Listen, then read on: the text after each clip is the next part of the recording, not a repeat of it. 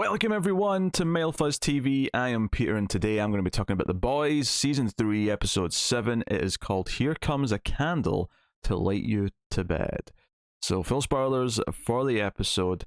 And after the ultra-focused, big culmination episode last week, this was definitely more separated. It was more splintered. Like, a lot of things going on. A lot of motivations, I think, being set up for the final next week, the finale.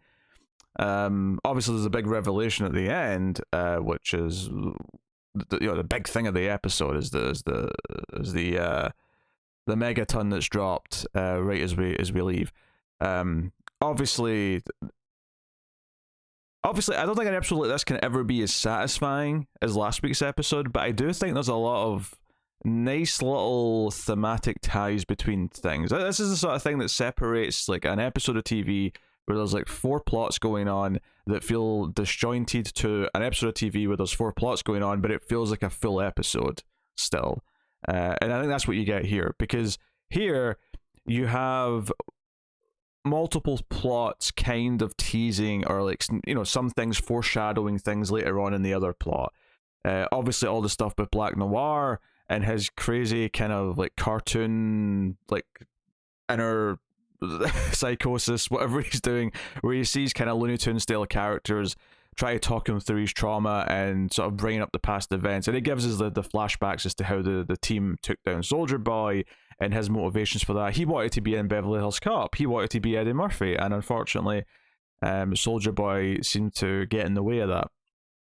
I think all that stuff is entertaining. It's a inventive way of showing that information. Is also an interesting way to give Black Noir a little bit more depth, because, you know, we see clearly in this, not only does he get burned, that part of his brain is missing, and that's probably, you know, why he can't speak and why he's the way he is. I think all of that does build you some amount of sympathy for him, because even though he did turn on Soldier Boy was already awful to him. So there's kind of this, you know, it kind of ties back into something the show's done before, is that violence begets violence, and that him wanting revenge and taking down Soldier Boy had this like really horrifying consequence for him going forward.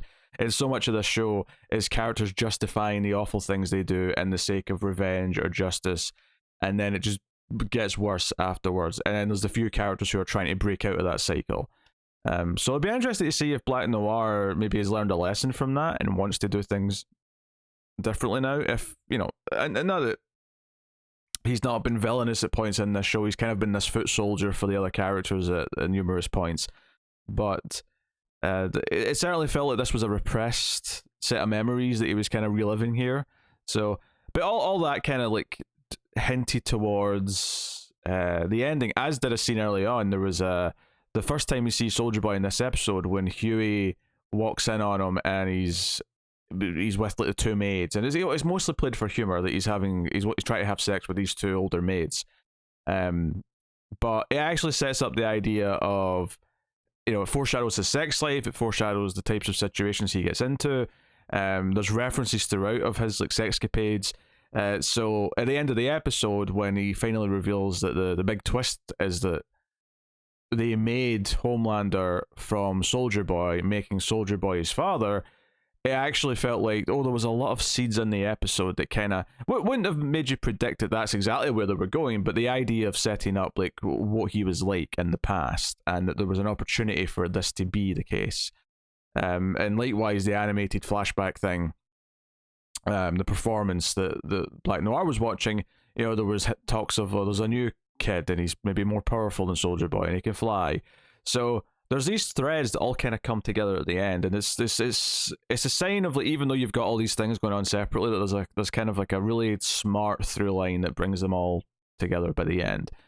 And as far that revelation, like, it really does change what might happen in the finale. Like, Soldier Boy's been perfectly happy to go after Homelander up until this point.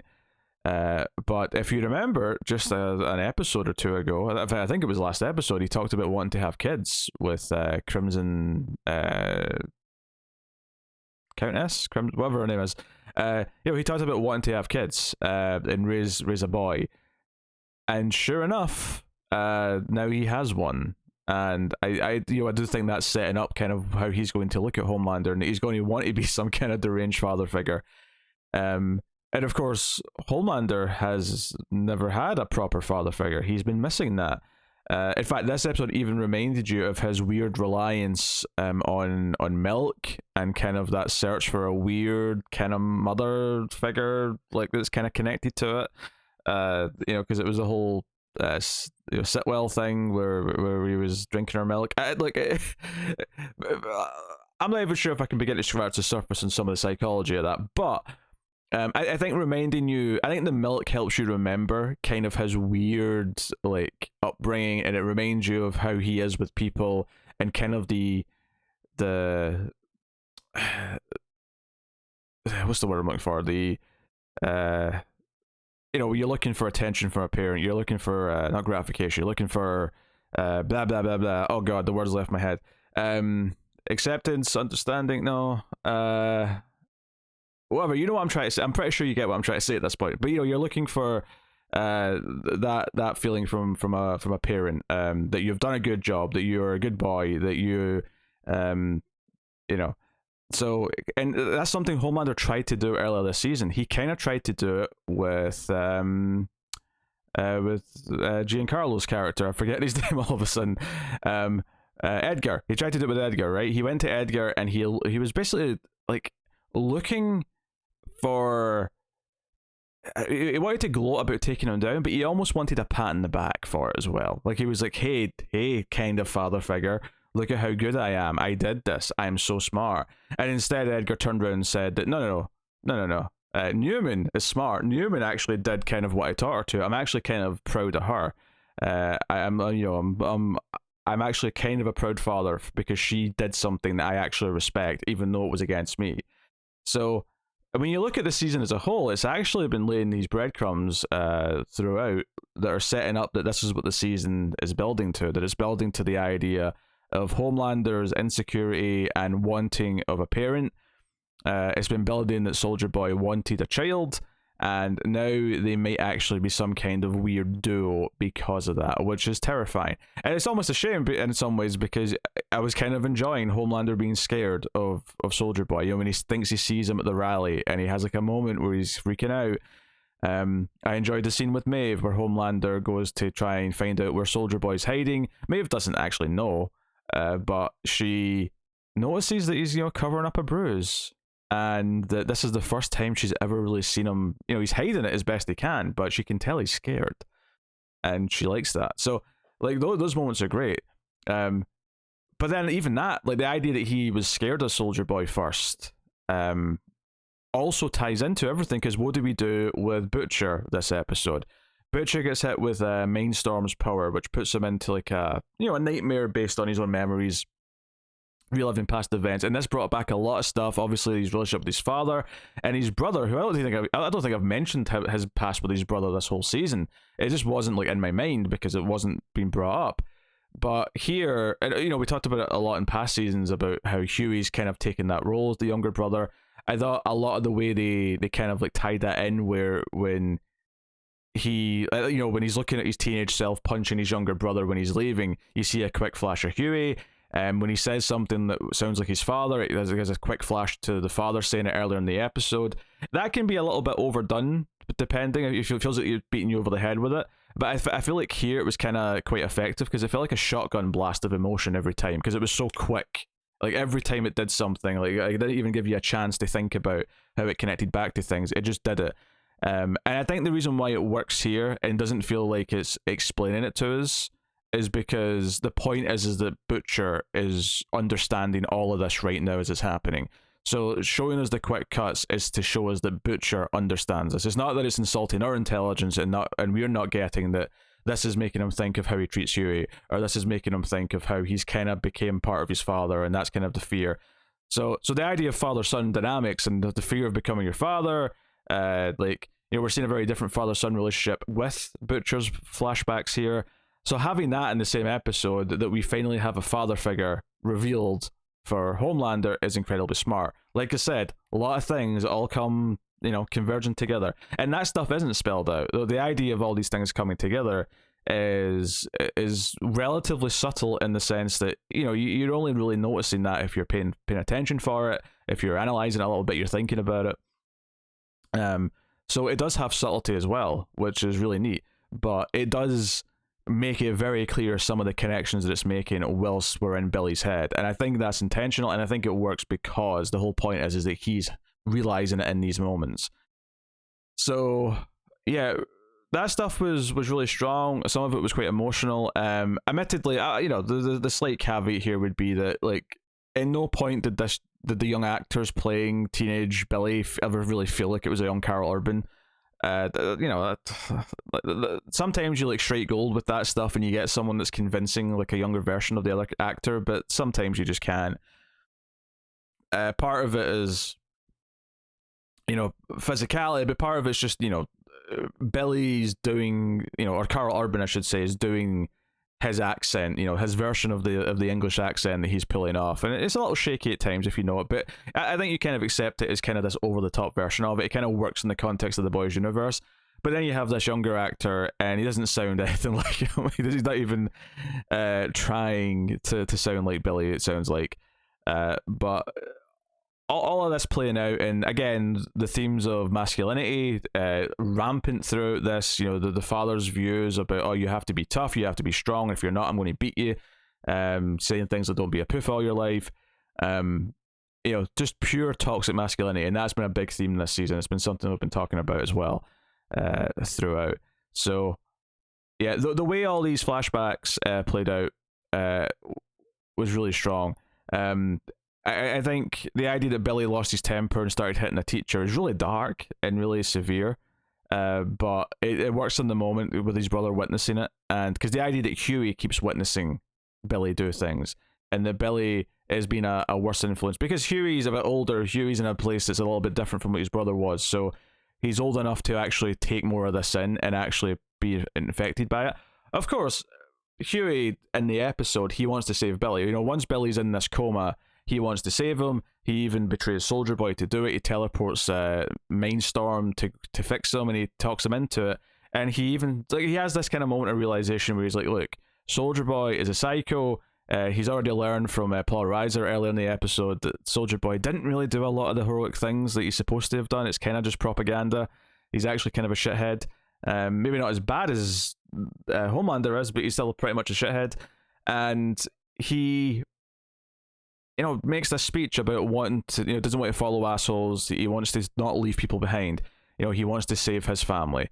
Which again tied in neatly to what was going on with Kimiko and Frenchie this episode, because that's what she said to Frenchie. So there was things kind of neatly dovetailing into one another, and that's how you do multiple plots that are relatively separate for now, but you make them feel like they belong together.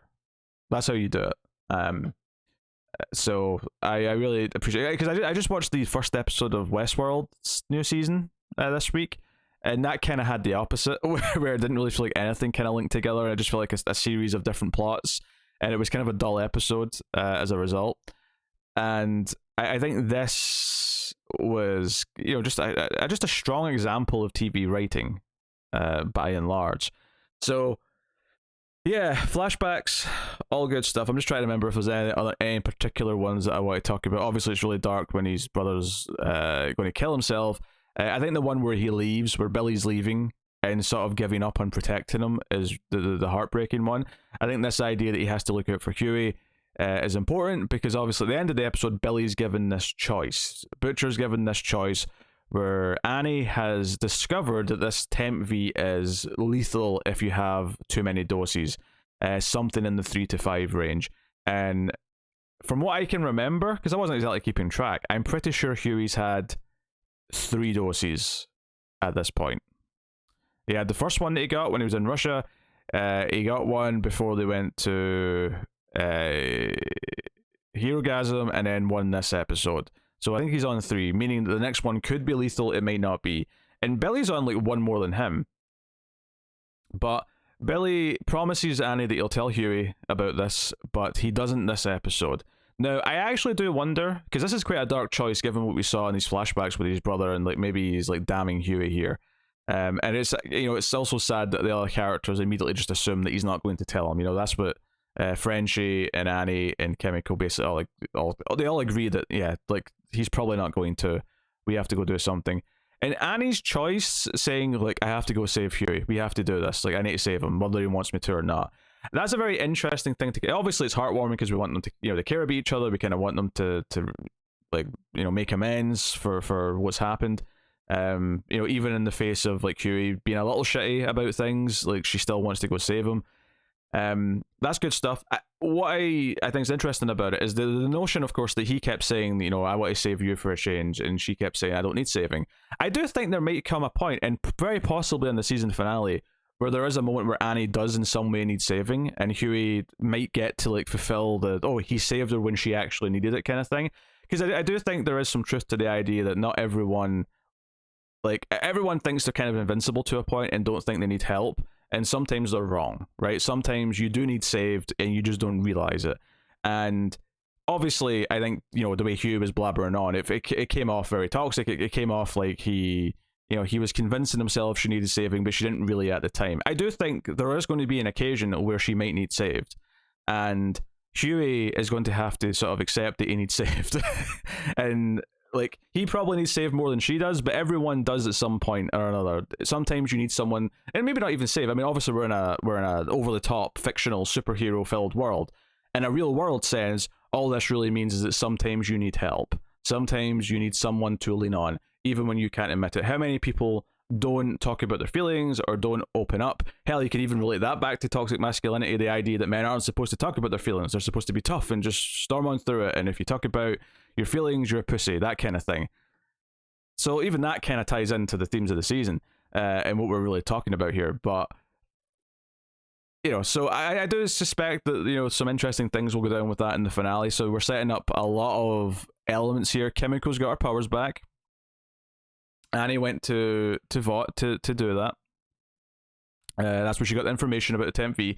Of course, some of those moments with Kimiko are very sweet. The way she tells Frenchie. Obviously, she also says, the kiss kind of felt weird, but not because it wasn't nice, but because, they're kind of more than that. And I know some people weren't really fond of the idea of them not being platonic. And I think in the past I probably even said that, but enough time has passed. I'd kind of forgotten those feelings in a way. But I think it did feel quite nice that she said, "No, we're family, and I need to be able to protect my family." But the biggest part for me was when she said that the V before wasn't my choice, but now it is, and that's important.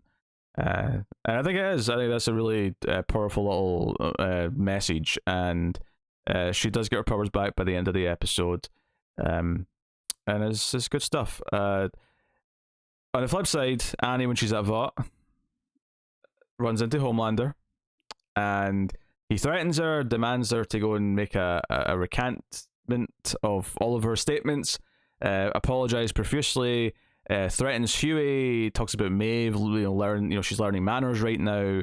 Is generally kind of awful. They talk about the night where he threatened Huey. And Annie says, go right ahead. Obviously, I don't suspect that she actually means that, in the sense that she doesn't necessarily want Huey to get hurt.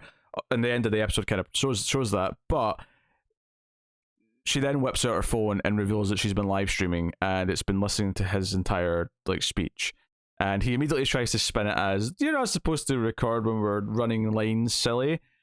And this is a big deal in a lot of ways, that someone's actually recorded Homelander saying some of the awful things that he says. It's almost a shame we don't really get much of a reaction from the public in this episode. I don't know if it's like necessarily out there. I mean, it probably is, because Homelander's yelling at Ashley about it later in the episode. But I'm very intrigued to see some reactions to this, and the idea of just anyone, like what certain people maybe get flipped by this, what assholes stick up for it, stick up for them regardless and say, oh, it's phony, it's faked, or it's whatever. Speaking of, the stepdad takes MM's daughter to the Homelander rally, and MM, when he sees evidence of this, goes straight to their house, wants to confront him.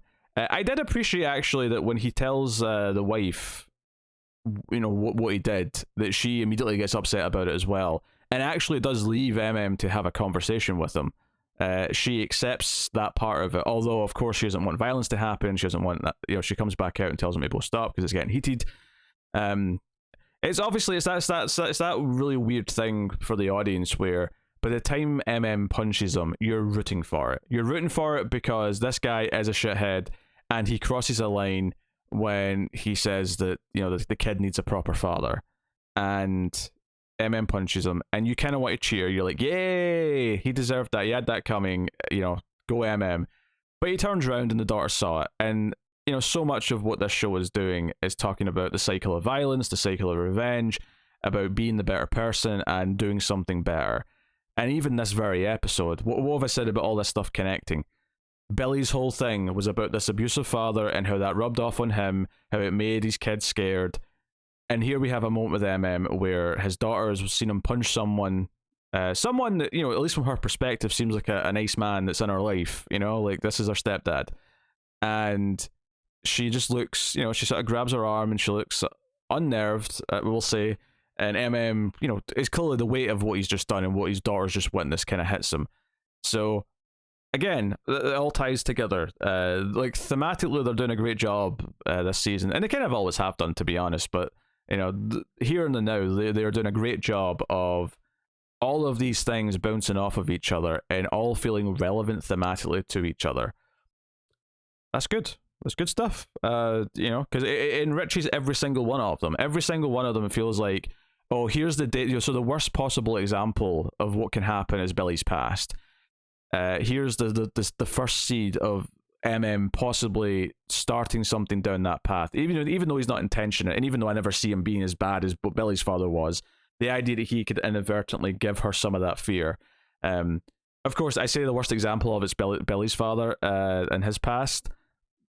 Obviously that may change once we see Homelander and Soldier Boy being a father-son duo. That things could change dramatically when we get that pairing. But at least for now, like that is the cautionary tale for everything else that's going on. And it's good stuff. So as for some of the other characters going on in the episode, there's a lot of characters that just get the one or two scenes.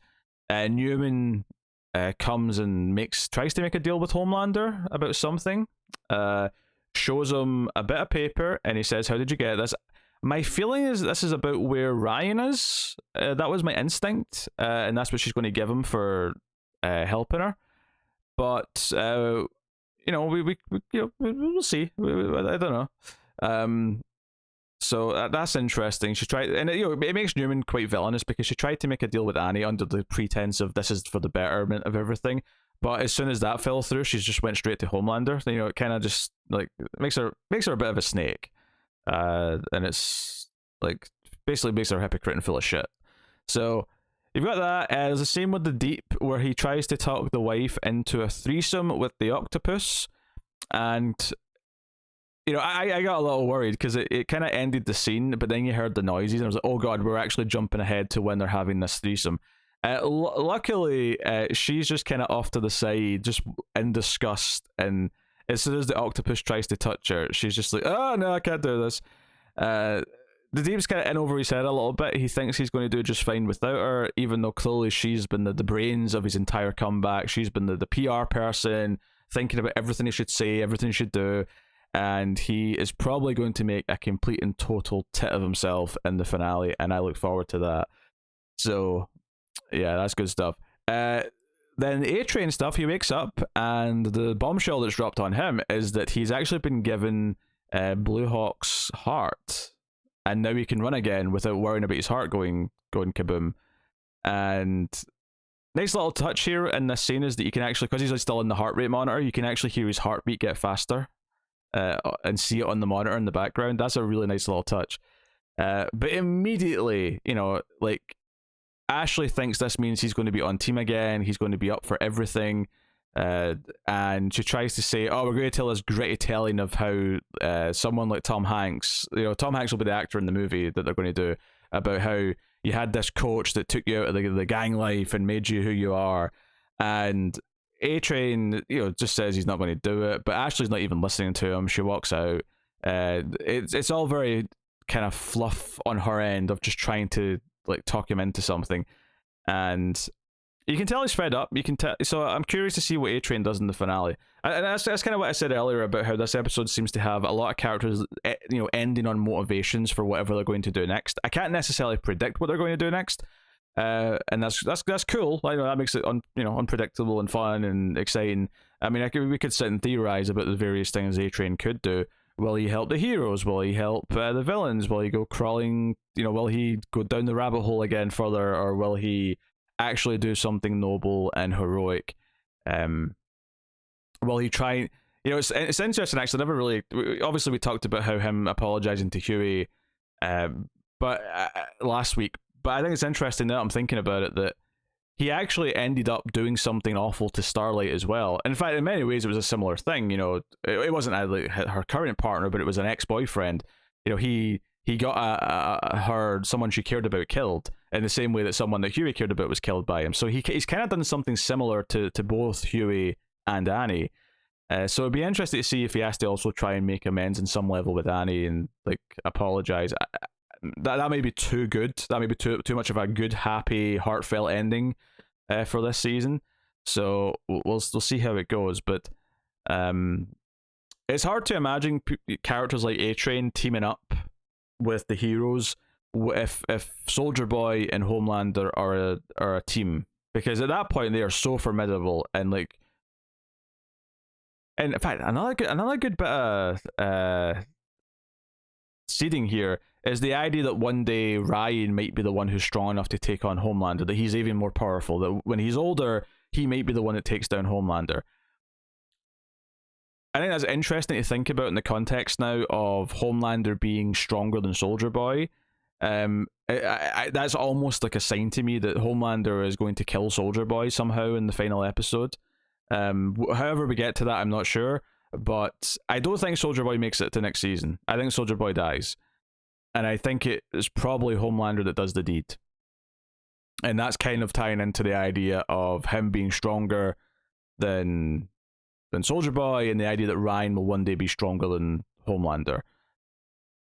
So that would be my guess at this point. And I don't think Homelander's going anywhere. As interesting as it would be, like, it would be fascinating for Homelander to lose his powers and have to like get a season of Homelander with no powers, just to see what that would be like, how he would handle it. The conversation with Maeve this episode, she says, I can't wait for this super shit to be over, but you need to be a soup. He wouldn't function without this power. So it does make it interesting, that the thought of seeing it and actually getting some time with it.